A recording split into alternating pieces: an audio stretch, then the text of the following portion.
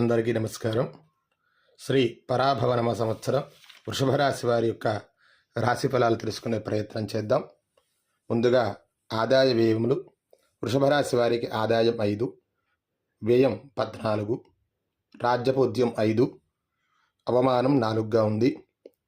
వృషభ రాశి వారి యొక్క గ్రహ సంచార కాలాన్ని తెలుసుకున్నట్టయితే జూన్ 1, 2026 నుండి 3వ స్థానంలో గురు సంచారం, తదుపరి అక్టోబర్ 31, 26 నుండి జనవరి 24, 2027 వరకు 4వ స్థానంలో గురు సంచారం జరుగుతుంది.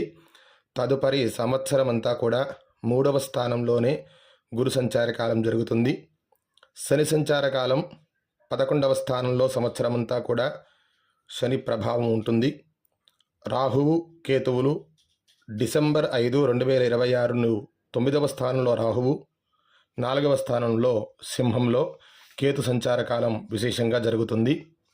ఈ రాశివారి యొక్క రాశి ఫలాలు గమనించినట్టయితే గురుడి వలన అధిక ధన వ్యయం సూచితం. ధనం కోసం ఆరాటం చెంది అవసరానికి ధనం అందినను కొంత ఆందోళన చెందేటువంటి స్వభావం కలిగి ఉంటారు. ఏకాదశ ముందు శని మేలు చేస్తాడు.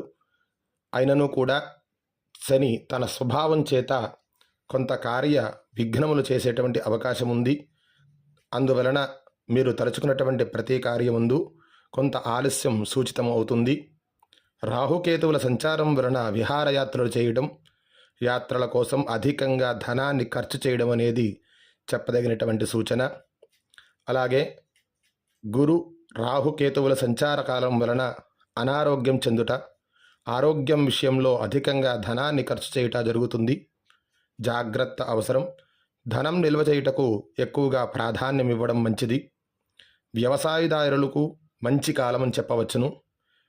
ఈ వృషభరాశి స్త్రీ పురుషుల వివాహ విషయంలో నవంబర్ నుండి కాలం కలిసి వస్తుంది. అలాగే ఉద్యోగుల విషయంలో ప్రమోషన్స్ కొరకు చూసేటువంటి వారు లేదా నూతన ఉద్యోగాల కోసం ఎదురుచూసేటువంటి వారికి ఉత్తరార్ధం అనగా సంవత్సరం 6 నెలలు గడిచిన తర్వాత వారికి కలిసి వచ్చేటువంటి మార్గం ఉంటుంది.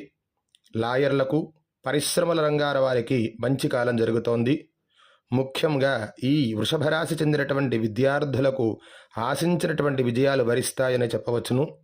అన్ని పరీక్షలలో కూడా వారికి అధిక శాతం ఉత్తీర్ణతను సాధిస్తారు, విజయాన్ని పొందుతారు. అలాగే ఇంటి రుణాలు పెరుగుతాయి. కాంట్రాక్టుదారులు, టీచర్లు, బిజినెస్ రంగాల వారికి డిసెంబర్ నుంచి కాలం అనుకూలంగా ఉందని చెప్పవచ్చును.